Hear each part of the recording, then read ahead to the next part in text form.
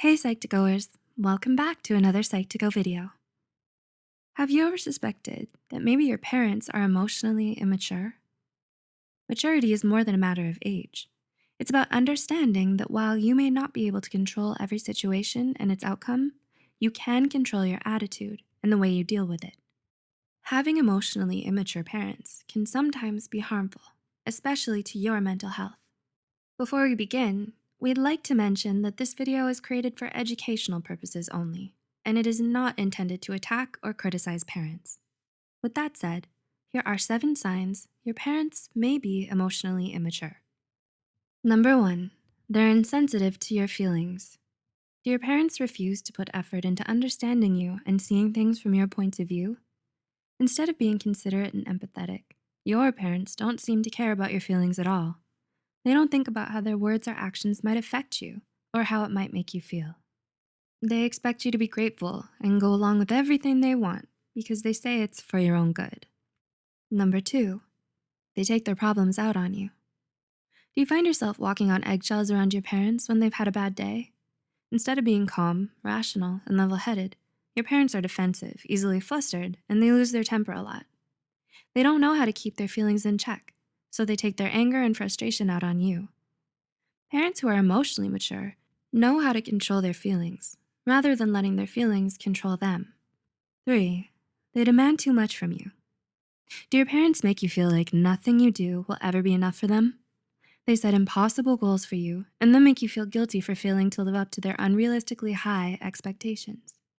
Parents who are emotionally mature, on the other hand, understand that it's the effort and not the outcome that matters. You don't need to be the smartest, most athletic, or most accomplished to make them proud. Number 4, they're quick to point fingers. Do your parents blame you for everything?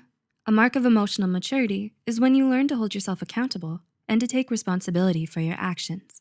So, if your parents always pin the blame on others when things go wrong, it's a sign that they may be emotionally immature. You'll never hear them say, "It's my fault," or "I know I made a mistake," because in their eyes, they can do no wrong. Number 5, they're not aware of their own flaws. Do your parents think they're always right and that you should always listen to them?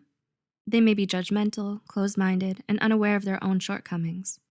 Those who are emotionally immature fail to see that they could be wrong sometimes, or that they might not know everything. Because of this, they instill a lot of self-doubt and feelings of dependency in their children, making them think that speaking up or standing up for themselves is wrong. Number 6, they're too controlling of you. Are your parents rigid, stubborn, and overbearing? They have their own values and ideals that they expect you to live by. They don't allow you to disagree with their choices or question their judgment. Because of this, your self-esteem becomes dependent on their approval of you, and you feel the need to hide certain aspects of yourself in fear that they might reject you. And number 7, they have low stress tolerance. Another mark of emotional maturity is a person's willingness to be flexible and to adapt to their situation. But if your parents have low stress tolerance, they're likely to be rigid and overbearing. They don't cope well when their plans fall apart or when things don't go the way they expected. It's hard for them to accept when you want something for yourself that's different from what they want for you. Do your parents show any of these signs? Let us know in the comments below. If you find this video helpful, be sure to like, subscribe, and share this video with those who might benefit from it.